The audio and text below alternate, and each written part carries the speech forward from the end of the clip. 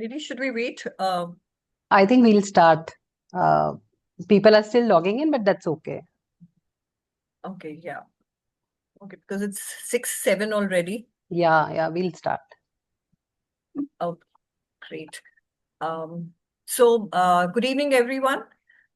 My name is Gini Sharma, and on behalf of Dakshita Consultants, I extend a really warm welcome to all of you.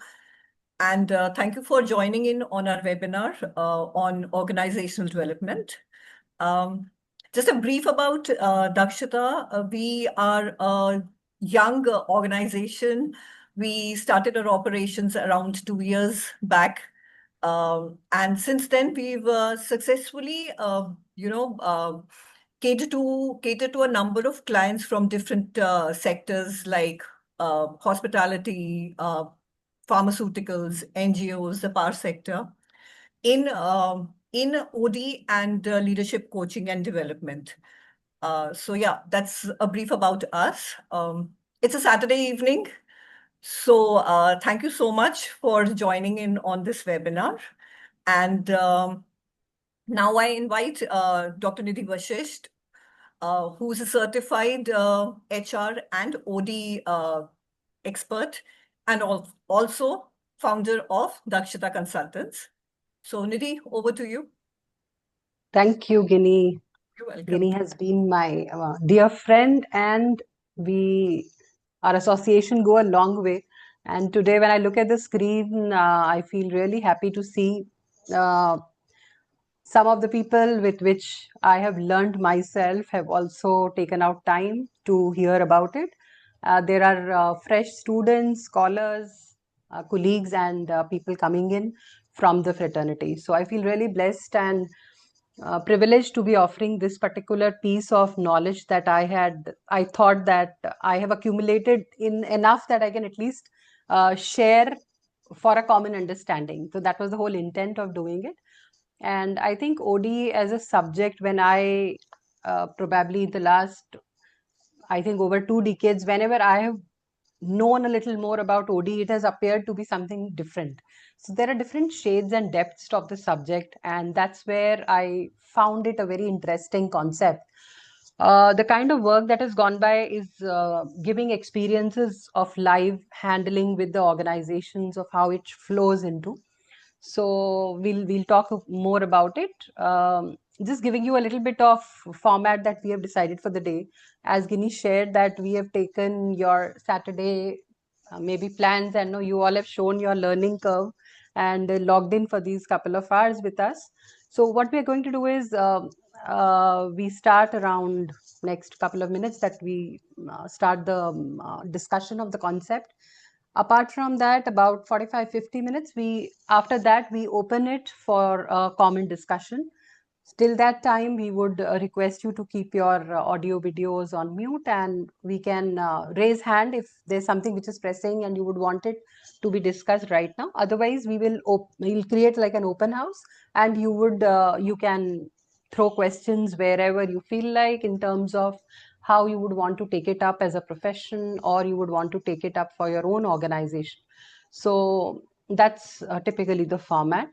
And I think, yeah, couple of more people that have logged in, but anyways, we'll manage. So a very good evening to all of you once again.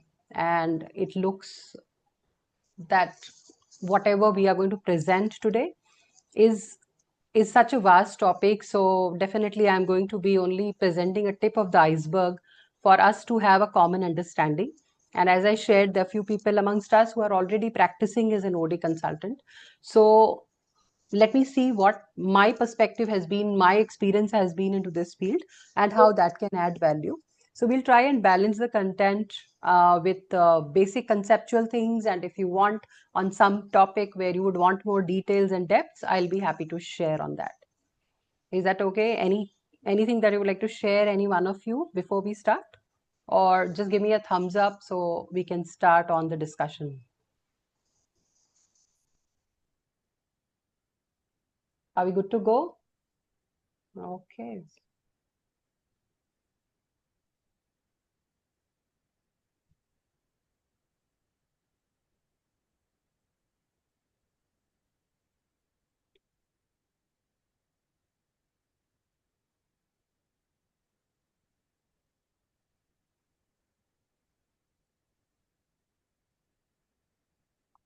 Is it visible?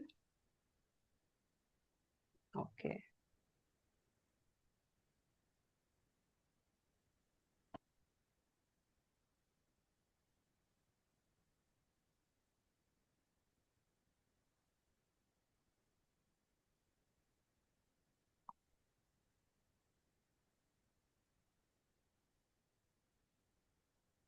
Okay. So before I go ahead, as I looked into the diversity of the people who were registering for this particular webinar, I was wondering, how do we bring all of us together on this common platform, and does the topic really stand as a common element for all of us? And I think what appeared to me was that when we look on these diverse backgrounds and yet the commonalities that we try and see, there are some peculiar facts which stands true for all of us, that as humans we all are dealing with our own emotions. So we are all battling our emotions. Somebody is able to give a 6 and somebody is able to struggle at times, and each one of us is somewhere in this domain of battling our own emotions. And at the same time, for the positions that we are all holding, we are also managing other people and dealing with their emotions, be it at home or at work. So this common element is definitely a critical platform for linking OD to this field, because OD definitely looks into the behavioral aspects of the people who are working there, of the individual who is working there, the leader, and so on and so forth. So one commonality which will enable all of us to work together on this particular discussion is about the emotional management that we do both at the self level and at the others level, the larger universe that we are catering to. Along with that, the commonality is that we are all in some way attached to an organization, having served, are serving, are owning, freelancing in whatever forms, but we all are connected with organizations. And basically, each one of us, I'm sure, till the moment we are alive, we are always aspiring to grow in our own field, in our own life, and see this particular growth coming in. So all these commonalities, coupled with the thought that the field of OD supports each and every of the above.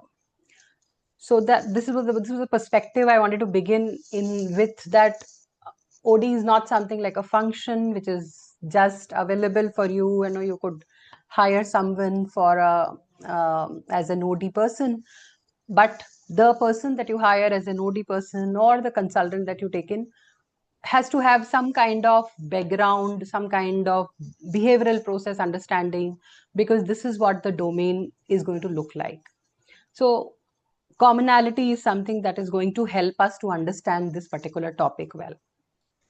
Now, it becomes like a very basic question that we get into, that, I mean, we have all worked with organizations, but then how do we define an organization? Was a first question I thought I'll bring forth, and I'm sure we have gone through this common definition of organizations many, many times. So to bring in this perspective, that before we get into OD, let's do a little more microscopic view of what organizations are, and what uh, what are the lenses with which OD looks into these organizations. So an organization, a group of people working together, common goal, I think universally applicable definition, no rocket science, right? And this can be a business, a non-profit, a government agency, or any structures. So this particular element is again very, very well established. Going ahead, the element of isolation is what I wanted to draw. That are organizations an isolated entity, or are they constantly interacting with and are influenced by the environment, is one question where I thought you can think over, that how your organizations are static by the nature of work that they are doing, by the locational constraints. I'm sure organizations are global, but in what way are they interacting and in what way are they getting influenced by the environment is one element which brings a sufficient direction to the field of OD, and a realization that organizations are a very not a very isolated entity, and they are constantly interacting. So the open system concept of organizations, like, again, I would like to give it a little bit of disclaimer that when we look at these slides, I think these are all large sciences in itself. So this is not something that can be understood just by merely putting up a slide here. So I'm being mindful that open systems is again a very deep science of how we understand organizations. But largely for our understanding at this point, or bringing awareness to this particular point, is what happens when an open system is operating and with the surroundings that it operates into, and the boundaries getting either well defined or merged from the environment. So this particular dimension of organization is something that we wanted to bring your attention upon. And when we look at this environmental aspect of organizations, that how organizations are not isolated and they're continuously in touch with either the internal or the external elements, these are some of the ways in which organizations are getting impacted. So it's not just the, like, for example, at this point, when we see technology, AI creating a lot of game changing moves for an organization. At the same time, OD is also mindful of thinking of what is happening inside the organization in terms of the internal environment that they hold, the people, the technology, systems, and processes. So this dynamics of the organizations is what makes it so unique, that we look at it a very holistic perspective, and we do not reach the mindset of understanding that once I am in an organization boundary by the title and the name that has been given, I can control it, or I can monitor it, and I can substantially create environment where it can grow. However, the reality is that this dynamics of the boundary merging at times with the external elements and the internal dynamics which is taking place makes it a little more uh, sensitive aspect of how organizations operate. So going ahead, OD typically, before we think of anything around the developmental aspect, the need is to understand organizations in a little more deeper fashion. So I think there are multiple lenses that you can view it as. And at this point, I think the way we look at these lenses are that from which lens you look in that organization and what view comes to you. So to understand an organization, or if I may use the word, if you want to change an organization, you have to first see that, no, how is it structured? So the formal systems, the hierarchies, and how are they shaping the outcome? So we are all aware of this element that formal systems exist, or informally there are different designs in which organizations operate. But what is the structure doing to the organizational, if I would have to say, the soul of the organization? Is it allowing it to grow and prosper, or is it restricting the growth? So when we approach an organization, the first element that we'll see is that how is it designed? What kind of hierarchies exist here?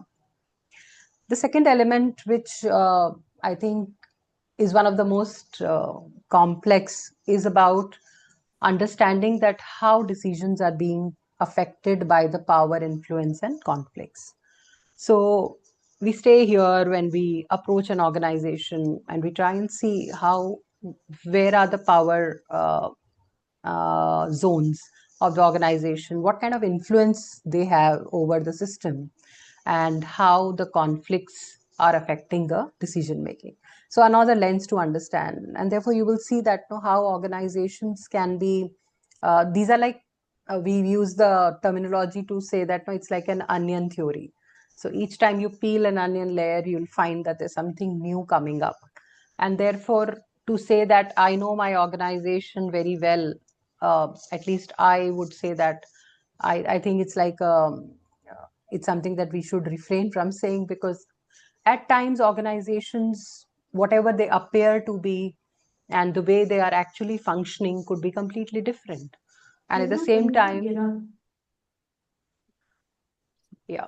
So at the same time, many times you'll find that organizations appear differently, and however, while they're operating, there's a different kind of an element which comes in. So this complexity of organizations therefore requires us to get into these layers and understand how it is, right?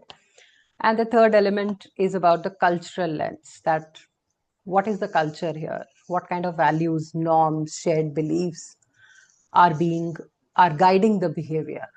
So you would see that overall, be it any sector, be it any form of organization, small, medium size, large, but you will find that these elements define the soul, define the functioning of the organizations, and also choose what kind of effectiveness the organization. ना तो वो आई ना उसने phone किया मैंने माज लिए सारे बर्तन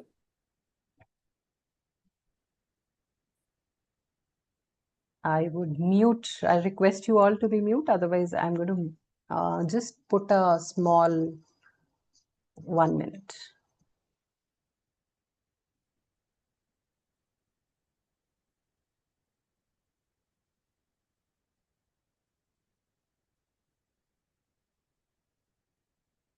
Okay. Now, the question that I had next coming up to my mind was to bring your attention towards, is organization a noun or a verb? And I would invite you to just send a chat message and just say what comes to your mind. Is organization a noun or a verb? And if you can also raise your hand and know, maybe let's have a small dialogue around it. What do you think? What is your understanding on what comes to your mind? Is it a noun defining the name of the organization or the type of the organization, or it's something else? What comes to your mind? Let's have a small discussion around it. Anyone who would like to talk about it? I understand it's more of a verb than a noun. So predominantly a verb. However, for the external environment, it could be a noun. So, what makes it a verb, sir, as per your understanding? Because there are a lot of happenings, a lot of, I would say, things happening. So it's always in the happening space. Sort of or action space. Yeah. Thank you, sir. Coming to this particular element is very important for us before we move into the field of OD, is because the static versus the dynamic element is very important for us to understand. And that is where the beauty lies, that once we understand that organizations are always evolving from one version to the other, same as the individuals. So like we are upgrading ourselves, changing the way we think, behave, act, although change is always difficult, but we are all aspiring to do that. And no, we are in constant evolution for our health, body, mind, spirituality, all of these elements. So this dynamics of not considering organization to be a static kind of an entity and taking it as a verb is an important element. So we could say that organizations are basically organizing all of the time. So they are constantly defining the way things are, and this dynamics makes it organizing as the defining element of how organizations function. Going ahead, I would bring in one of the most fundamental concept for OD, which says that every organization is undergoing multiple processes. So there are the processual view of organizations is something which is the fundamental premise based on which OD is taken ahead. And this dimension adds to the ever evolving state of the organizations as we were sharing. So this dynamics is what I wanted to bring your attention to. And based on this, anything that we do in the field of OD is not something that can be pre-decided, or there could be a catalog of a manual of what kind of work that we want to do, and we can completely go and apply it to an organization. So each human is different, and therefore each organization is different, and that is the premise based on which OD gets into.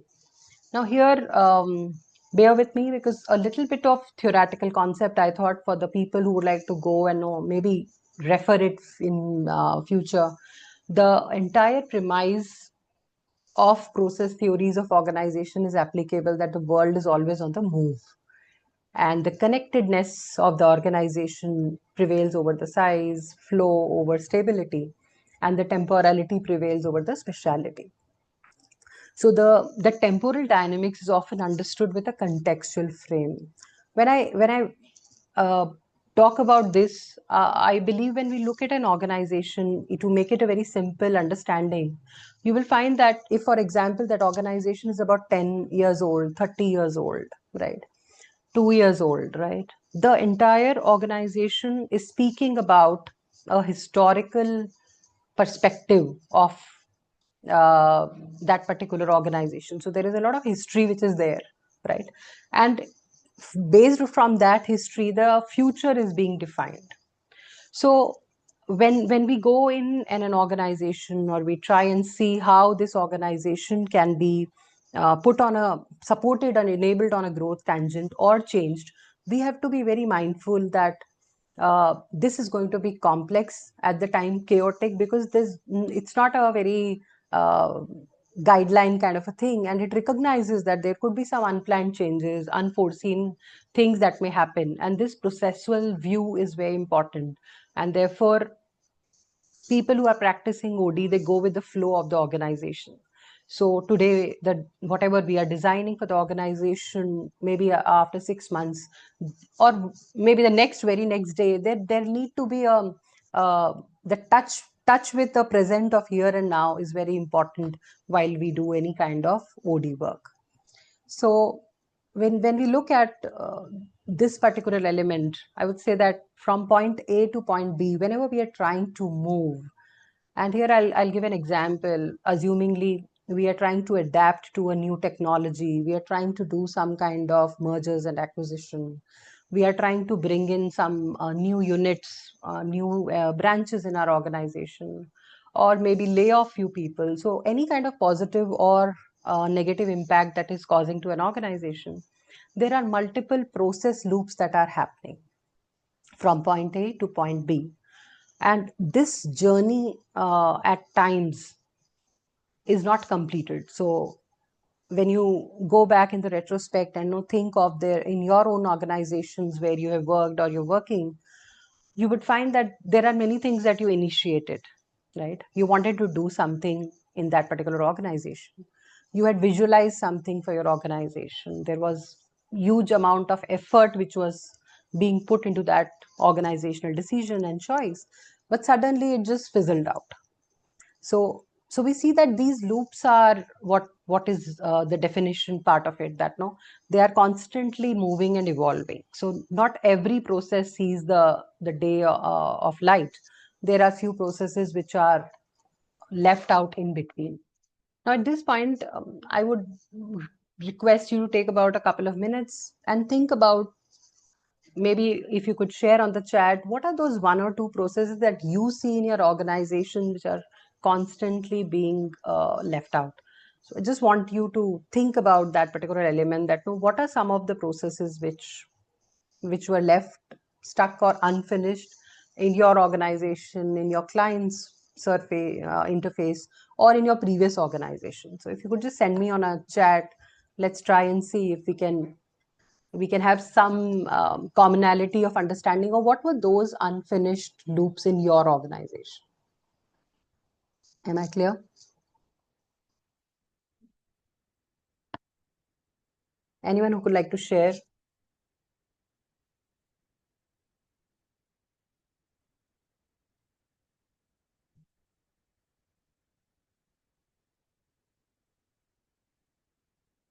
Okay.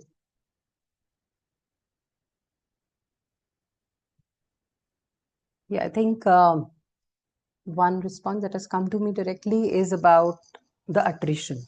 Okay, so now, for example, attrition. So you were trying to do something around attrition, but it did not take, like it could not be controlled the way you were trying to. So let me bring some examples here. We see that no, at times there are efforts the organization is putting to create a more engaged workforce, right? But the reality is that at times the reality is that they are not able to accomplish whatever their plans were. So they're planning something and something else is being achieved. So one area where organizations are continuously striving for culture and value alignment at times is seen as an element where organizations spend a lot of, so there's a lot of visioning exercise at the top about what kind of culture should my organization have, what kind of values need I carry, and at the ground the realities get different. When they grow in size, the organizations face this particular element of complexity of how do I retain my culture fabric. So that element is there. Retention, as we were talking about, is one element where the process loops are generally getting stuck. Yeah. At times, organizations struggle with making the best of the SOPs, but they are not being fully followed. So that element is also important. That how do I ensure that what I have subscribed to gets followed by my entity? So these are some elements which look like no, they're large studies that we do in an organization. But yeah, OD definitely gets into picking up these symptoms and trying to diagnose what exactly are we stuck at, where are the loops getting stuck. So the system change implementation. So these are some of the examples I thought I'll bring to you. And these, when these processes like this get stifled or blocked at times, one thought that comes to our mind is that where did we go wrong? So there was a lot of leadership alignment over it. There was a lot of intent of the leadership to do about it, but at times they are not fulfilled, and at times they are successful, and the organization is able to grow in a beautiful manner. So these kind of events do draw the attention that at times whatever we create on a paper as our vision and missions may not be completely getting translated in the domain, in the organizational reality. Going ahead, the processual view of organizing emphasizes that it's not a static structure but a dynamic and evolving process, and the importance of ongoing interactions of how the leadership versus the middle versus the bottom is communicating, what kind of communication channels are flowing in that organization, and at the same time what kind of adaptation is happening within an organization, which can be considered to be showing that no, it's not a fixed arrangement of tasks and responsibility. Despite that, that is happening.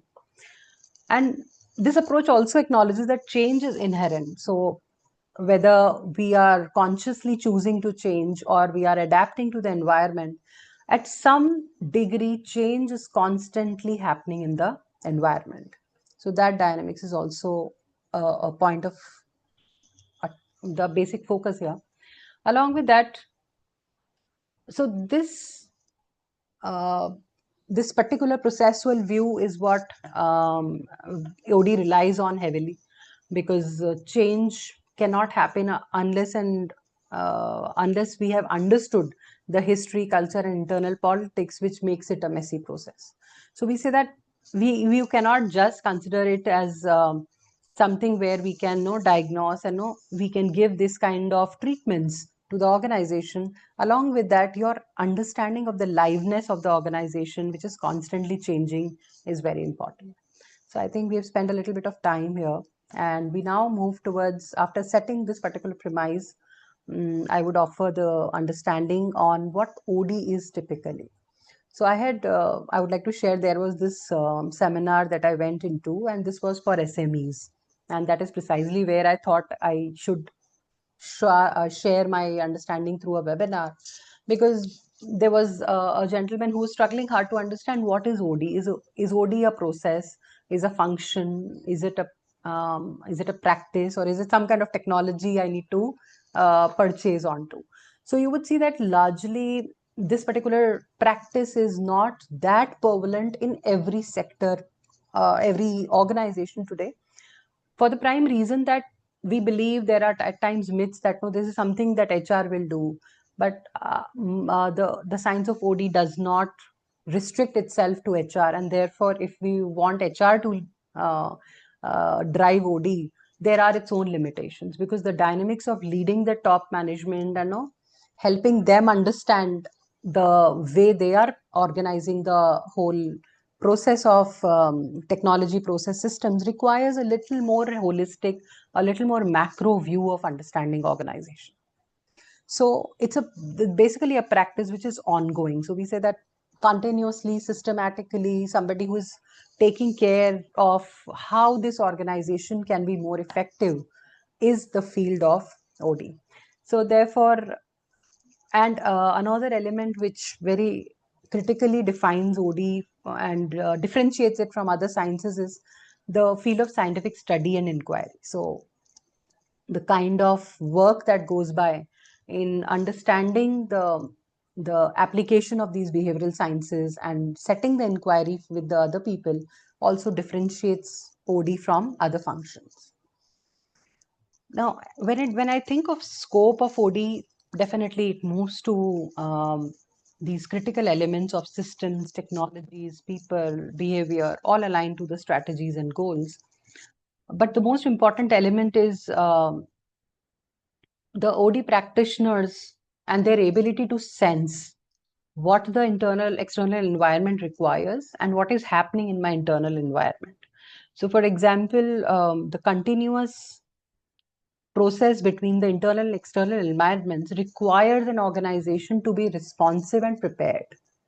When we look at these examples where there are large organizations which at this point are not even existing, or they were not able to grow in shape and size as we expected them to, or at times we ourselves, when we look on to our own inner world, we wanted to adapt to something which was being offered to us by life and we were not able to.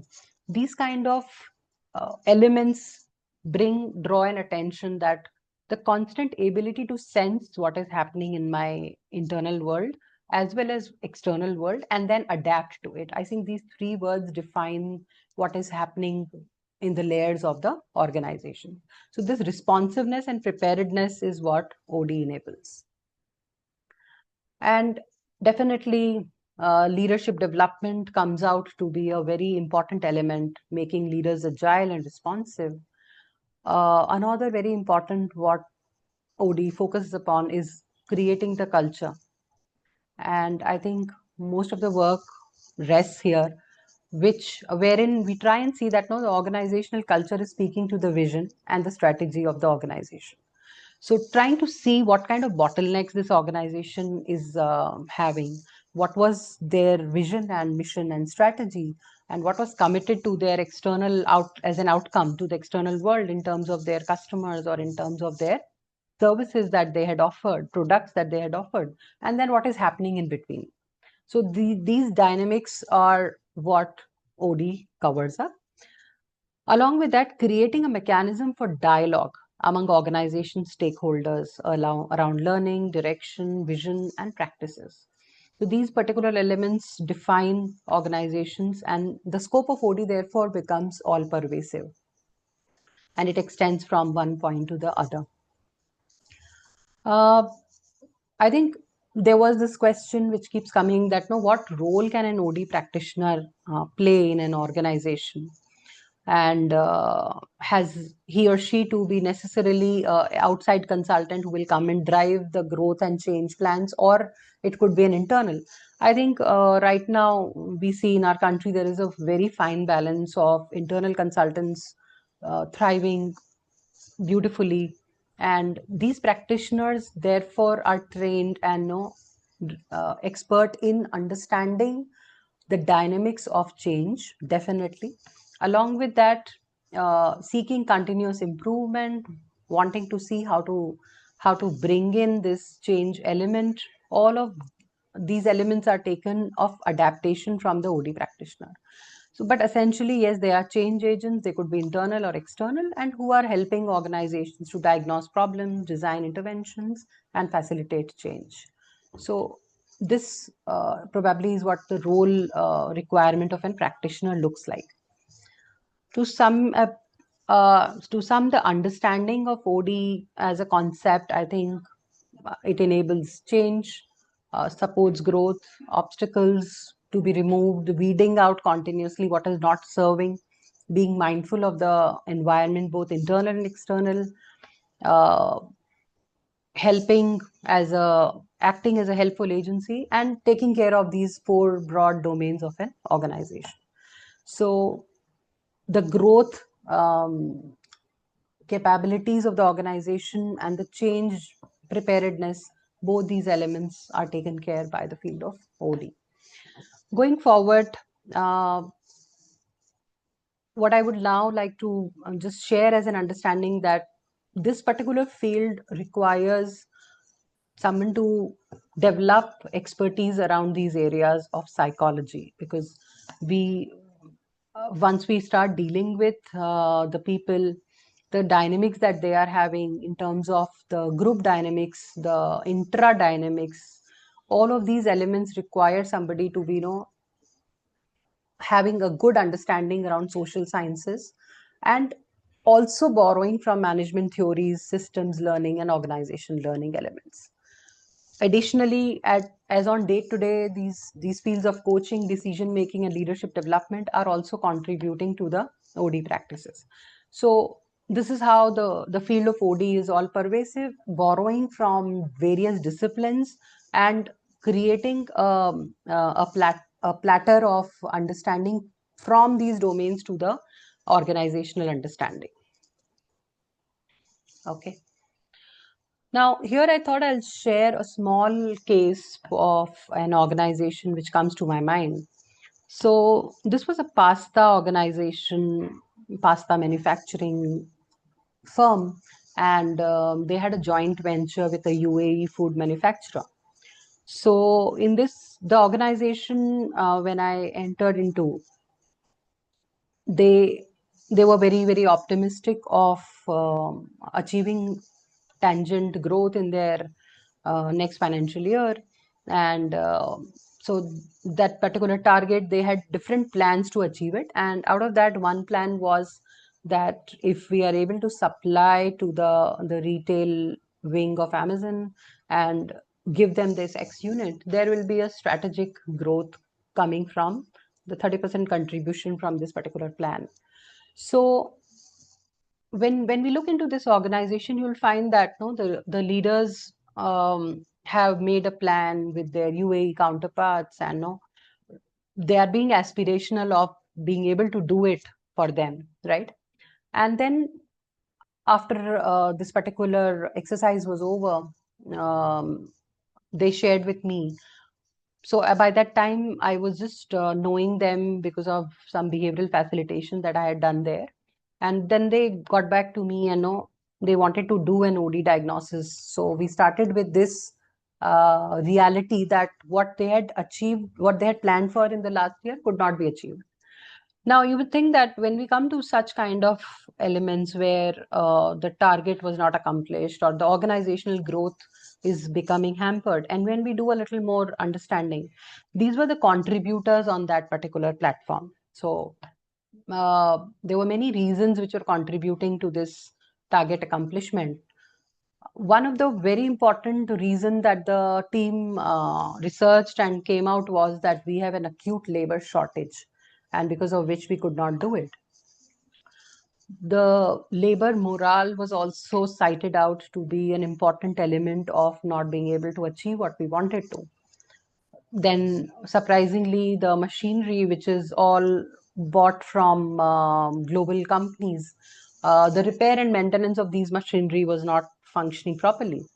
And there were few reports of the audits where the SOPs were not being followed.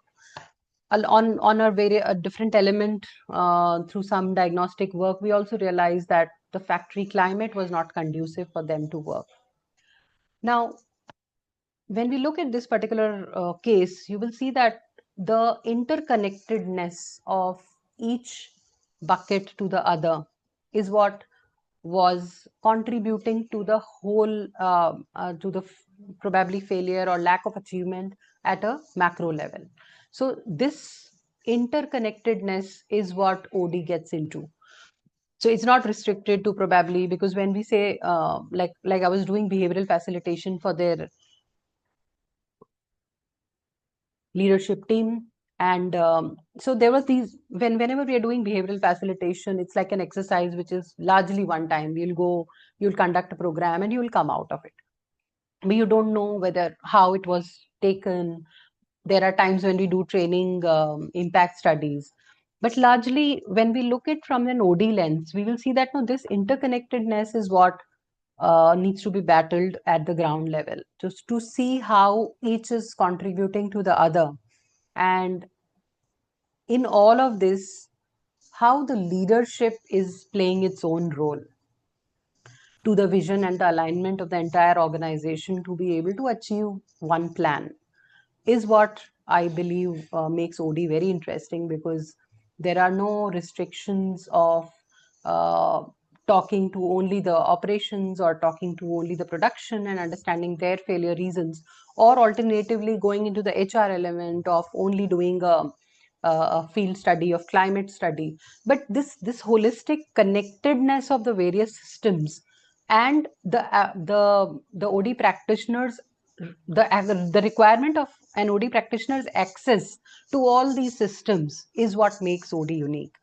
So once we get into this element of not just taking this particular plan and being very, very clear of tagging it to a particular department's failure, and to take a step back and have a macro view, zoom out and see what kind of events were happening which has contributed to small accomplishments of one plan or large accomplishments of a target that we had set for us.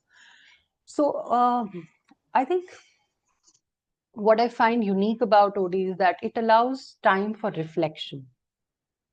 The kind of work that goes in, it allows time for reflection for the leader to see what has gone by. And the way the diagnosis is done, the scientific instruments that are used, they bring a valid and reliable data to the platform of the leader to see how they are contributing in this particular element as well. And then from their perspective, going back to the bottom and trying to see what are their difficulties. So it works like a jigsaw puzzle to me, where each piece is contributing to the larger picture. And unless you get into this entire dynamics of understanding the system connectedness, maybe what you do will not be a solution which will work for the long run of the organization.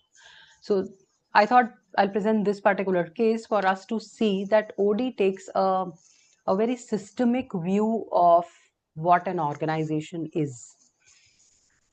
Here, I think what comes to my mind is that whenever there is an organizational, whenever we are doing any kind of appraisal, any kind of review exercise of how the year has gone by, we generally take a very micro view of what system failure was in this particular element and how that has contributed to it.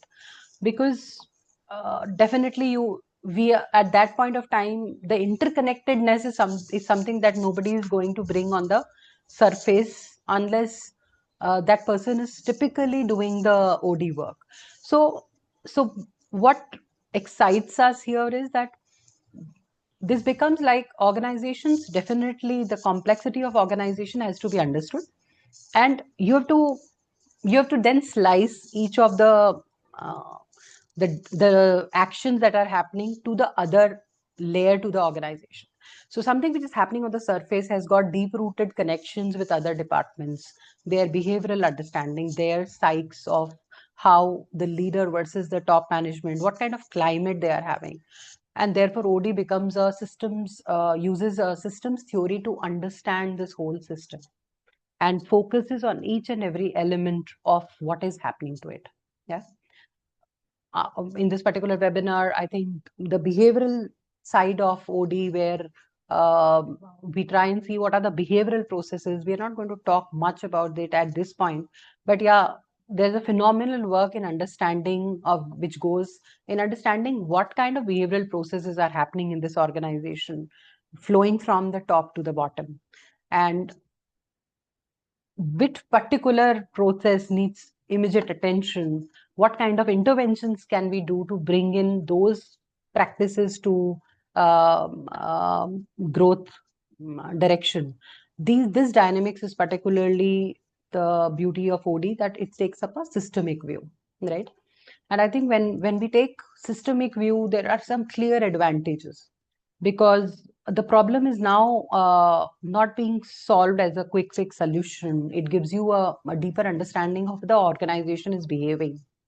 I think at this point, I'll give you another example of how one organization, where I like to draw your attention that this organization, when we entered into the dynamics, was that from a very small organization of about maybe 20 people, they suddenly became 200 thanks to COVID. So they were offering something wherein they wanted people. I know there was this government regulation that in COVID you cannot have contractual people, so you have to take all people on board.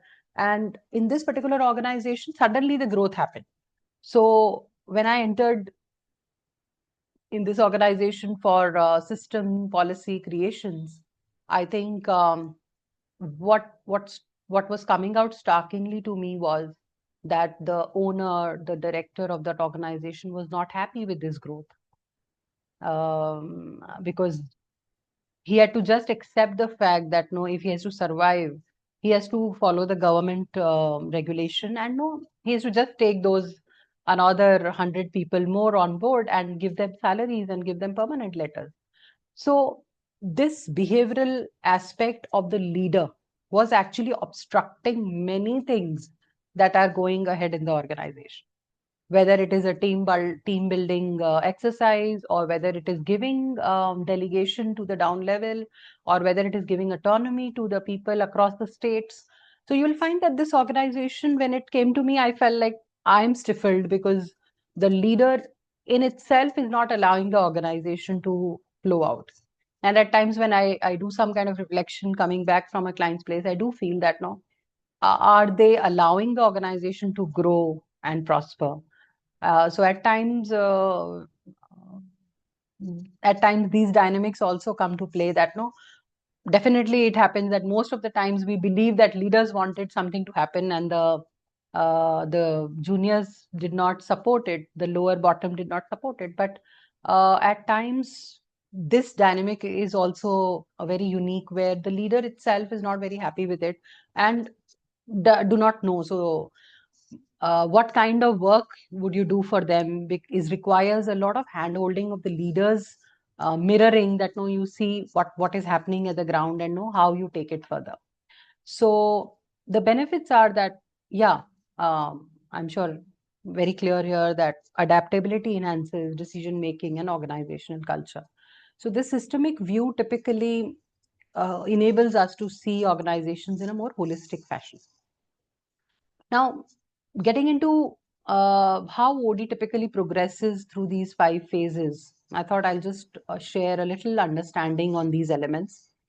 And these are typically the 5 phases in which the work is done. Although they are all interconnected and often iterative, the nature is such that you may have done the diagnosis and you again go back and contract an entry. So the stage 1, which is typically said as the entry stage, whether it is an internal practitioner or an external practitioner, gets into a working relationship where they come on a common platform and a common understanding of what contribution you have to make for the organization. So they identify uh, basically the scope of work. So it's not going to be going everywhere, but yeah, to the most important burning issues that they are feeling, or the agenda that they want to drive in. So that is where they want to focus upon. And problem identification, relationship building is about getting into a commonality of understanding. Along with that, contractually, they decide on what kind of needs they are going to work upon. The next stage, diagnosis, typically is a systematic process which is assessing the current state and identifying the areas of improvement. I personally believe in any OD exercise, the amount of clarity that you are able to gain, or the sensitive focus that you are able to give on the diagnosis element makes it or breaks it. So you'll find that a lot of effort of whether the OD exercise is going to be successful or not depends upon how well you have diagnosed, because diagnosis is one of the premise where the entire exercise lies. And now getting into what basically it looks like and what is happening while we are diagnosis is to get into each layer and to understand from their perspective what is happening. So for example, there are times when organizations say that, no, see, I would want my team to demonstrate some kind of cultural ethos, and I don't see them doing that. So where am I stuck? And along with that, I want them to have agility and grow ahead with the speed of my vision, but they are not doing that. So where are they stuck? So typically it is a process of making meaning based on the data that is coming to you, and this data could be in any form. It could be a primary data collected through a questionnaire or a survey, but OD believes in having a dialogue continuously with each layer, using a lot of behavioral understanding and using a lot of sense making. मैं कहूँगी कि ना, using the पांच इंद्रिया to see what is happening in this organization, how the organization is functioning, where and what are the systems behaving like, and what kind of processes are being hampered. All of this dynamics is what makes diagnosis very, very critical. And therefore, the problems and possibilities that we are now focusing upon requires a lot of collaboration between the stakeholders and consultant. And the pervasive nature of OD to become strategic is that OD is not something that you can do at the invitation of a HR or a GM level. It's something, it has to go up to the top, and the stakeholders' alignment to do that particular exercise has to be there, unless because otherwise what would happen is, again, there could be a lot of effort, time, energy and money being wasted on this, and you're not getting what you want. So this process of taking the complete buy-in from the stakeholders and the consultant coming on a common page is very important for diagnosis. And I would say that, yeah, all relevant voices heard means that the sensing should tell you that, no, there are certain voices which are not, like, there are people who are not visible in the system, but they are playing a significant role in the way the organization is functioning. So you have to catch them and try and understand what is happening. When I look at why a diagnosis is very critical, there are these 2-3 things which stays with me. One is that very important is that whenever an organization talks to you about any challenge or growth, they're generally talking of some symptoms. They are talking of some issues that they are coming across. Diagnosis is a point where we can actually go and research in fine details of what is happening. This symptom is coming out from which phenomena. So that study of that phenomenology is also what makes OD unique. So we say that whatever OD is presenting is whatever the people generally say is all symptom, right? So these symptoms could be that, there's no good culture in my organization. You will find many young people using this kind of vocabulary.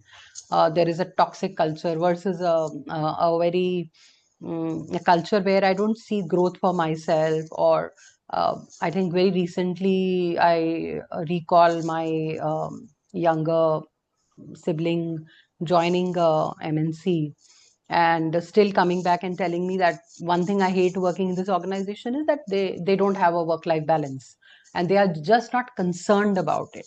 Whereas when it comes to global social media, they are considered as one of the best employers and they're getting awards. But when you talk of somebody who's like a young entrant from the Gen Z, they find it very difficult to accept that no, work life balance is something that they are completely not getting into, or the mental health is one element that they're completely not getting into. So these dynamics of what the organization is espousing as values and what are they enacting as values is somewhere the OD comes in. So it helps to understand the difference between the current and state and facilitates consensus in client system. I think one very important element which creates the reliability of the OD practitioner is a complete state of the stakeholders of the practitioner or the consultant being on their side too. And I think when we operate this challenge is that you have to speak the same language to everyone and know that acceptance has to be from the ground to the top. So therefore the uniqueness of the practitioner. So because if you are overly accessible, then also there are complexities. So therefore there's a lot of self work that OD requires the practitioners to do in terms of what are his or her own lenses to view his or her own inner world, what kind of boundaries he or she maintains, what kind of accessibility or approachability she allows the system to get into, how is she or he able to manage their own emotional um, uh, transactions which are happening in their surface. So I think all of this requires a fine balance while you are doing diagnosis, because I remember many times that when we do diagnosis, there is a lot of introjection of the system happening into us, where the system would make you feel that no, this is not going well with you, or counterwise you will find that many times the organization starts feeling whether we are on the right track or not. So this reflection, this connectedness and being in the now is very critical for us. When it comes to who does the diagnosis, these are the various ways in which currently I see organizations using it. Consultants many times definitely are used. Clients are used. Clients themselves do a lot of diagnosis. So at times you'll find clients are very well read and they are themselves very well trained into these kind of processes. So they themselves do a lot of diagnostic things and then come back here. Along with that, cross-functional teams. So it can be chosen by the top management as well as the HOD and the stakeholders. What criteria we need to be mindful of while we are doing is that we are focusing on the changeable factors that are affecting the current issue or the condition. So the entire focus has to be on what you have contracted in the very initial. Otherwise, you can go in all directions and not reach anywhere. So this element of focusing on the chosen need of that particular system at that particular intervention stage is very important. Second is, as I was sharing, the boundaries, that your boundaries as a consultant or as a practitioner and the boundary of the system, that balance between these two is something that OD demands.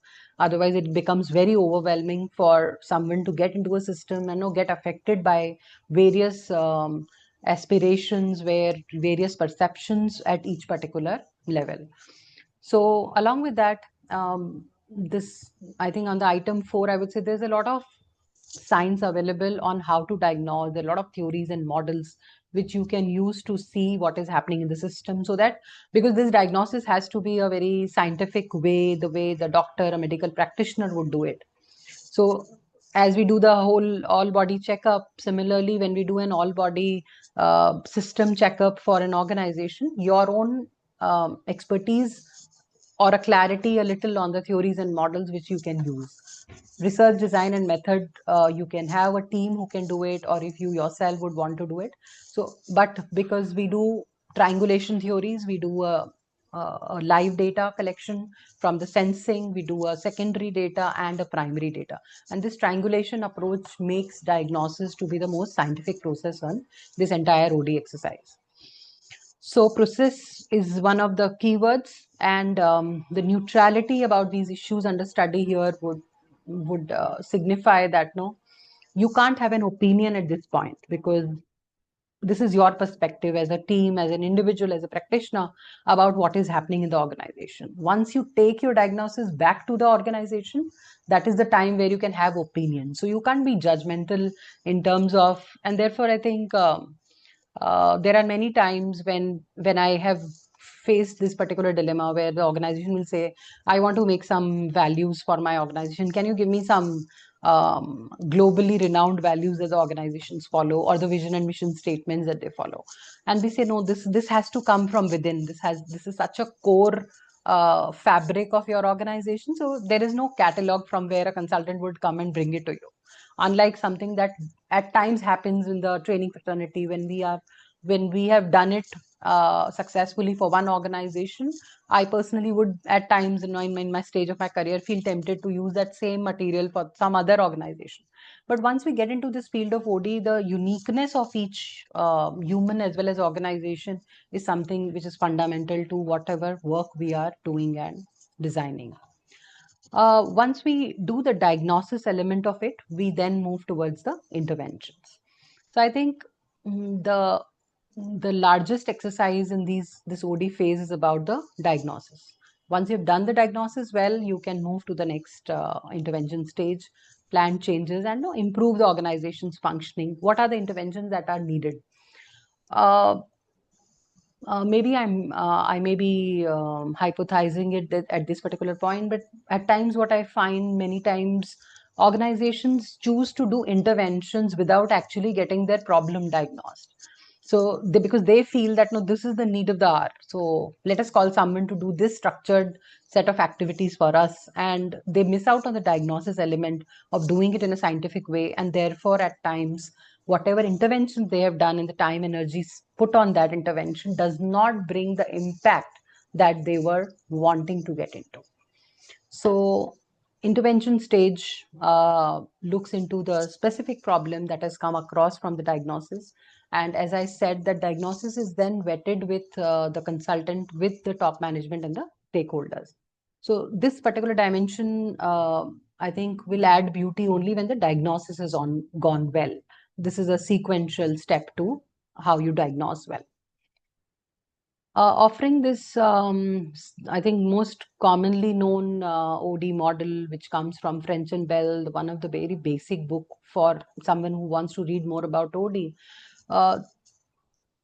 These all 4 applicable strategic interventions require you to, I mean, at times you cannot just say that, no, I'm only doing a human process intervention because there has been a typical human problem around it.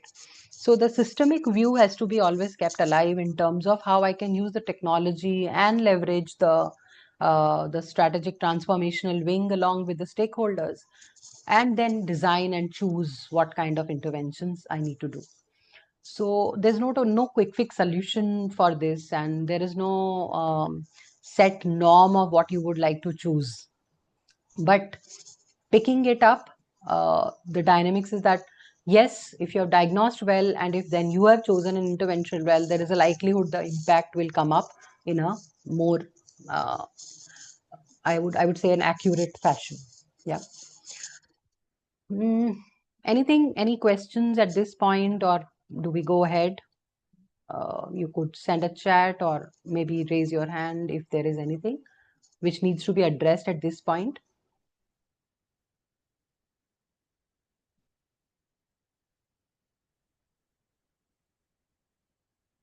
No? Is it okay? Do we go ahead?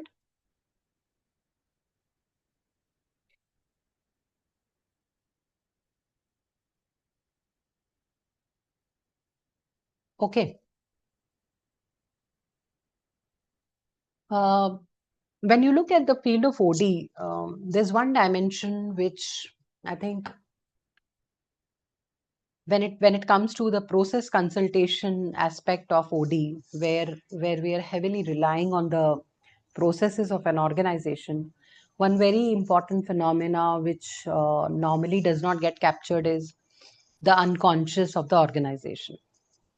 So the unique contribution that the behavioral sciences bring to the field of OD is that the OD practitioner needs to get into as much deep as possible in terms of what are the invisible elements in this organization. So coming from the observable behaviors to the unconscious aspects, on the other hand, is where the dynamics is actually lying. So there could be a beautiful infrastructure, a beautiful outer unit of the organization, but when it comes to contributing it to the change, to contributing to the growth, there are these deeply ingrained patterns that influence the organization culture and behavior.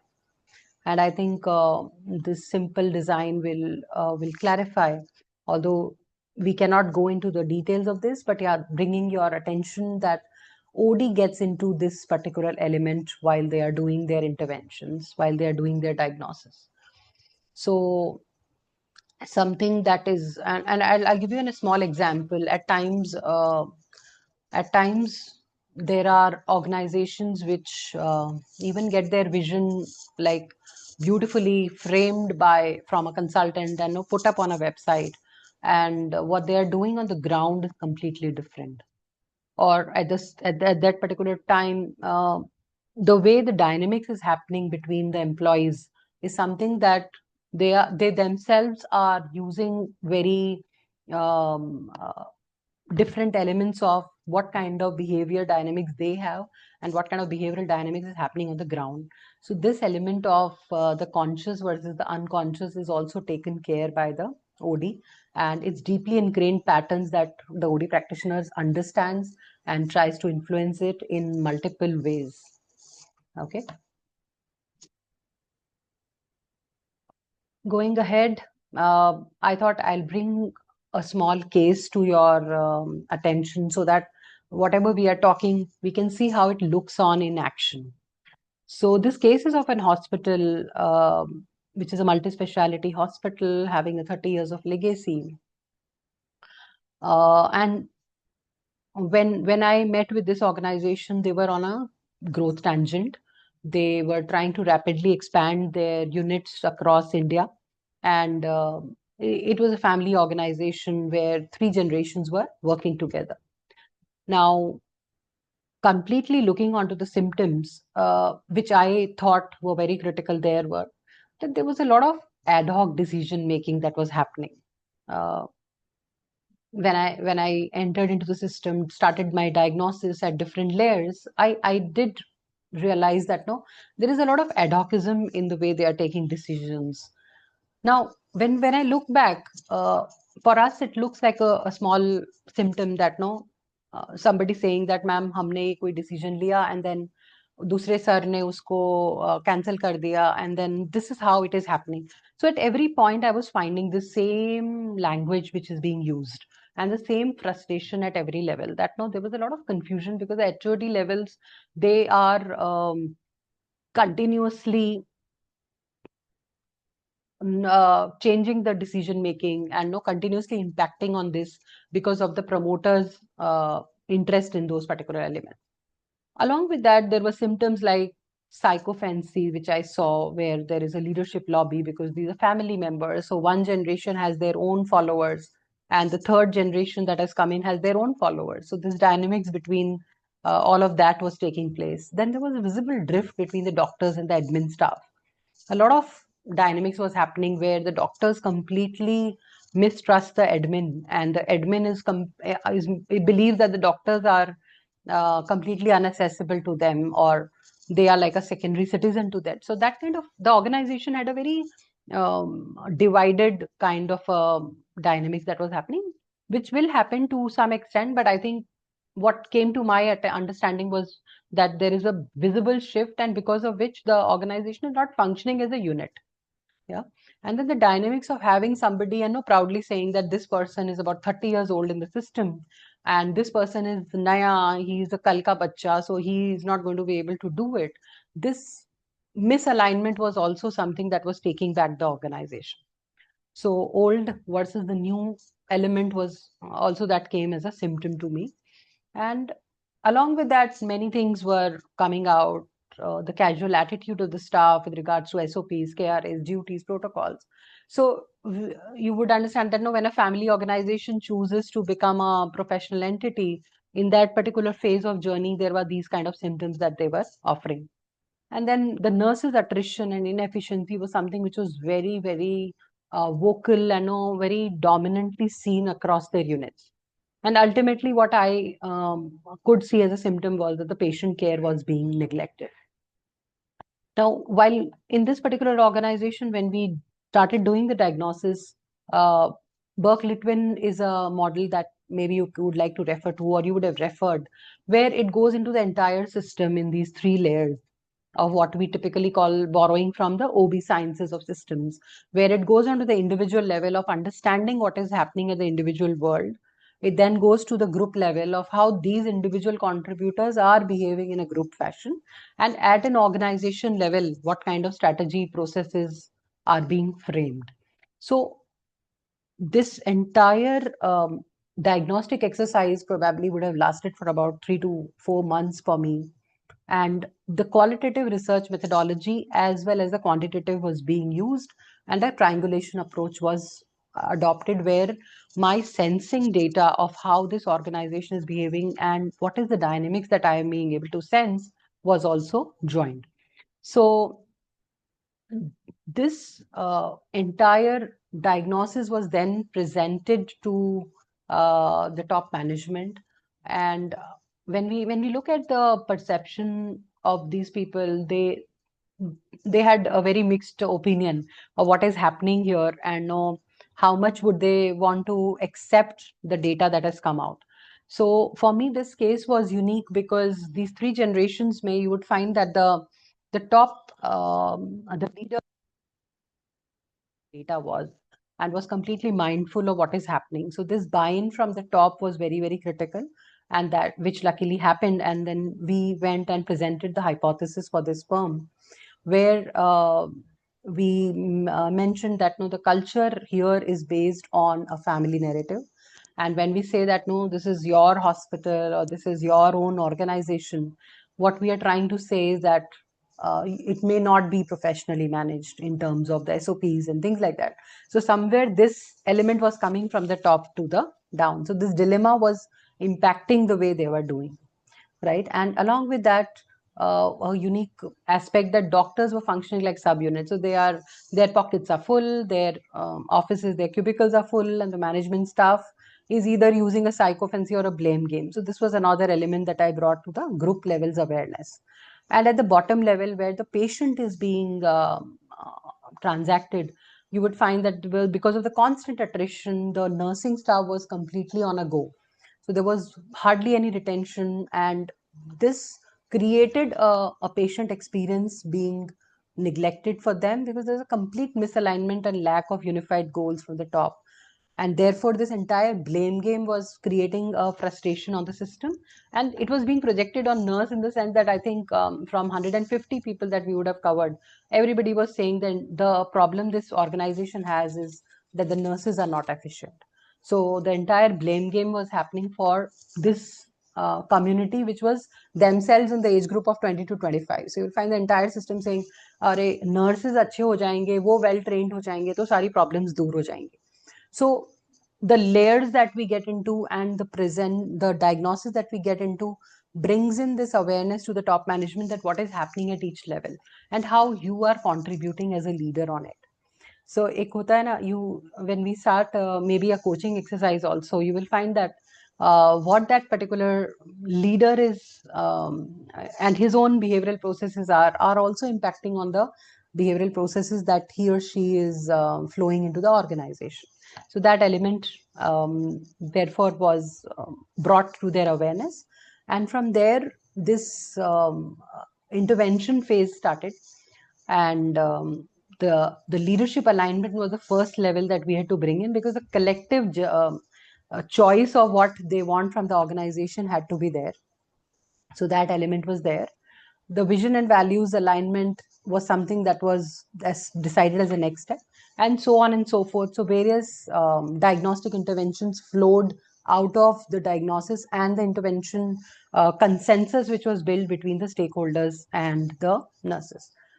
So this, I thought I'll bring it to as an example for you. And before we go ahead, I think some very quick myths that I thought let me bring in, because at times you will find that OD is considered as another HR element or only a change management, whereas OD is a substantial exercise which can be a part of every stage and every organization. So it's not something which it is needed only when there is going something wrong. Whenever you're trying to establish an organization, change the fabric, bring it to the next orbit, I think it's helpful in each element. And I think one of the perception is that OD experts will come and tell me what is wrong, recommending me what is to be fixed. I think to some extent, it's not about what is wrong, but being a partner to what is happening, playing that role of collaborative partnership with the client is what makes it unique. And therefore, it's not only applying to employees or only applying to leaders, but it's going to be all pervasive into all systems. And I think putting so much of attention on OD as a magic process, which can happen between a consultant and client, is also not justified. And therefore, we say that it's a scientific approach which can be used, deployed in multiple ways to take it for a better meaning. So I think I've shared a lot, and I would like to stop sharing. And maybe if you could talk about it, of what are some of your questions. I request you to please put your videos on, because I'm feeling that now I've downloaded a lot of things to you all, and I don't know whether it made some sense to you. So I invite you to ask any question that you would have on your mind, or share a reflection of what has been shared so far.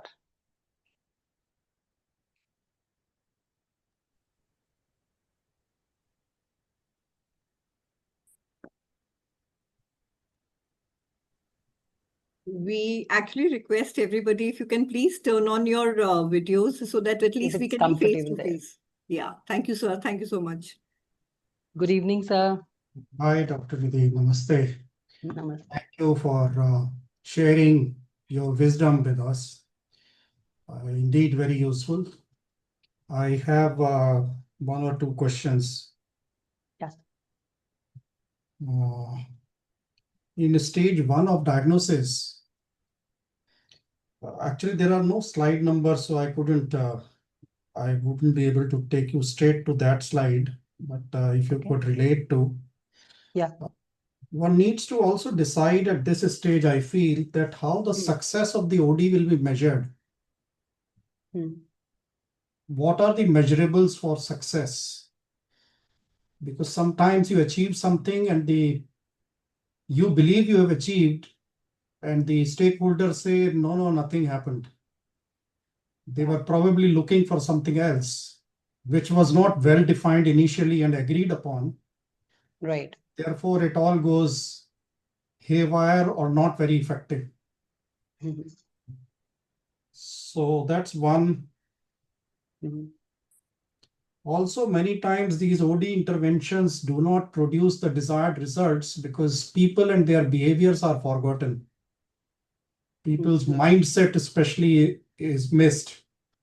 Right.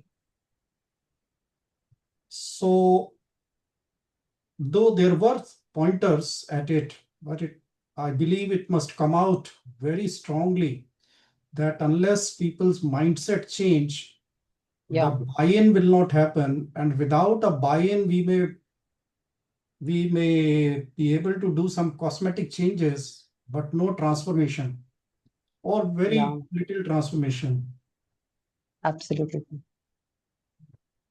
Also, I like to know this diagnostic model of some consultant. What is his name? Burke Litwin.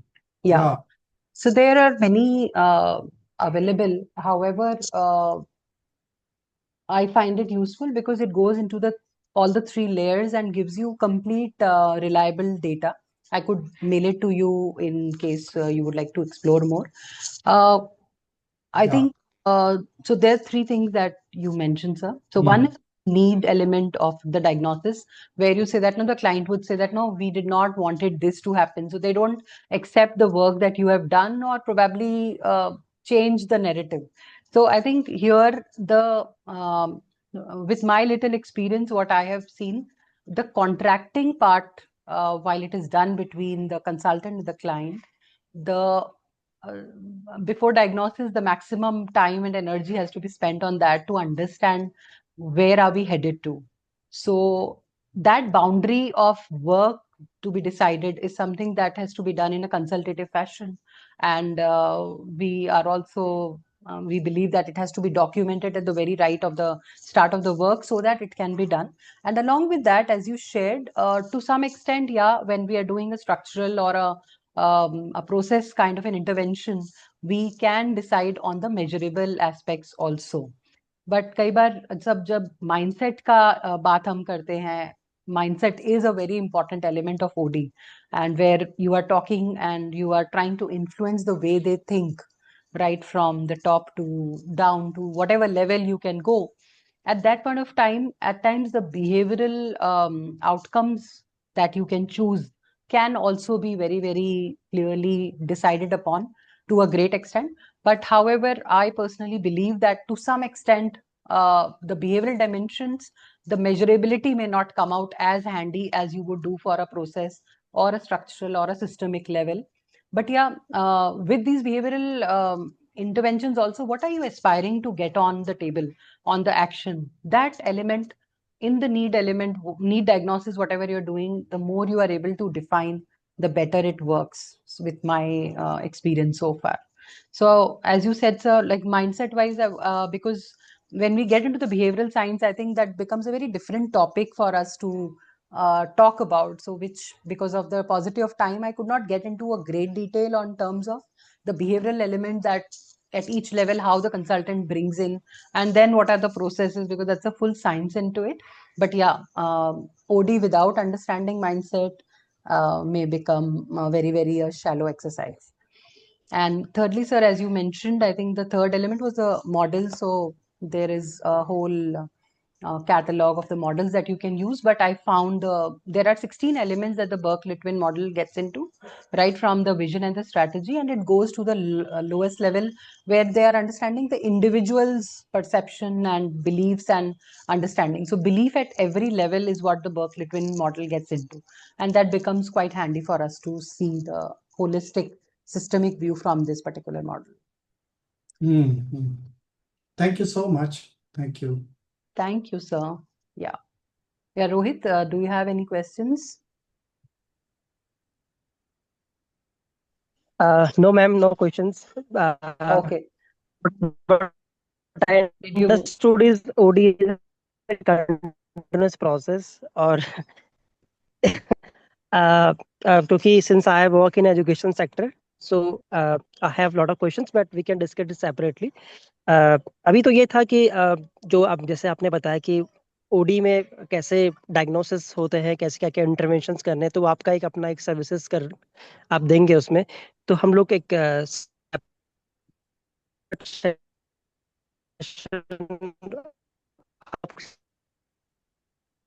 Your voice is breaking, or maybe I'm not able to hear it at my. ये होगी Yeah. नहीं, So, yes ma'am, actually I am in remote area, यहाँ पे थोड़ा सा signal का problem है. no worries. Am I we'll audible? talk about it. Yeah, you are audible. Sure. So has it served some purpose? That's what my question is. Any question that you have? If you want to discuss in detail, we'll Yes, surely ma'am. do. No questions as of now, ma'am. We can discuss it separately. But it was a Sure. wonderful session. Thanks for sharing your insight on this. Okay. Thanks. Anyone else would like to share something? Okay, then. Gini, anything? Would you like to share any information that you would like to pass on? I think the session, at least for me, it was very informative. I hope it was informative for everybody else also. I would have loved to see everybody's faces so that, we could have a one-on-one interaction. Rohit, thank you so much for switching on your video mode. Sanjay sir, thank you so much for all your questions and all the contribution you've made in the webinar. Thank you so much. We just hope that everybody takes some learning back from this webinar.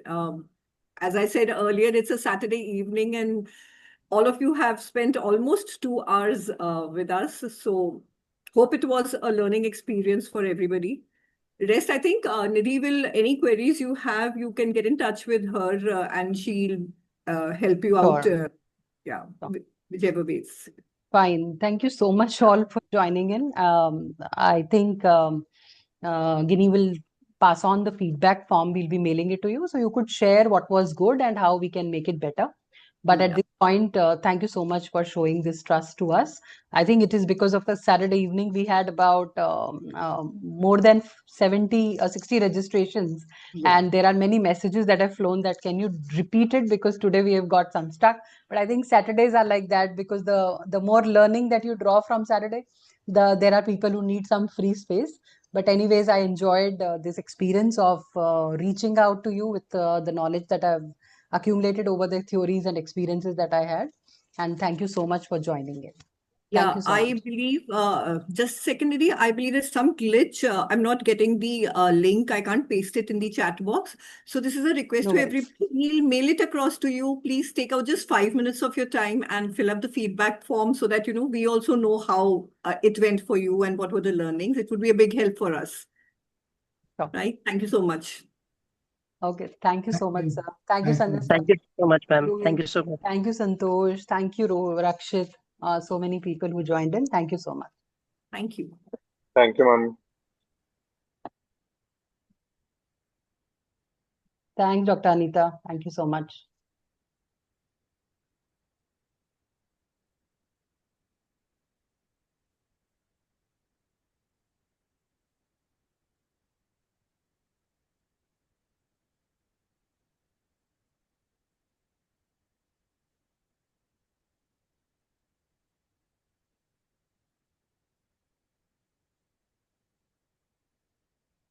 I think you can end the webinar, Nidhi, from your end. Yeah.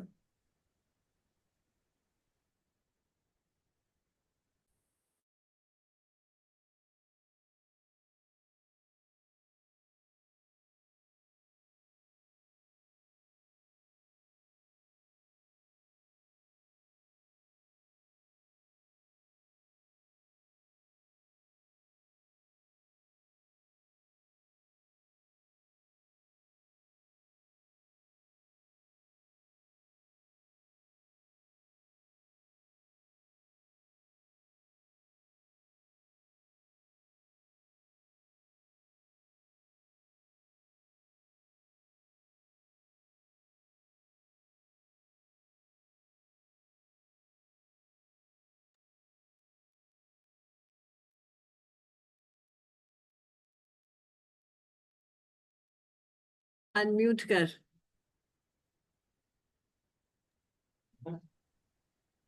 The registrations और मैं तो गर्मी लग रही है मुझे भयंकर वाली.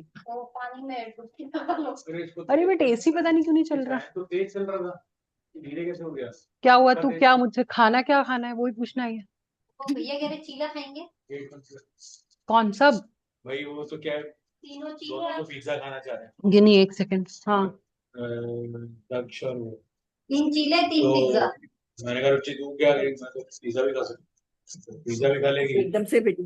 चिका खा ले, यहाँ किनोवा सैलेड देते हैं, ओट्स भी.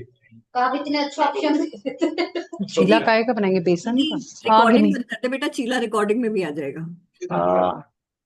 ये हमारे पास क्या है? रोटी और पत्ता गोभी. और होके सेक. टॉप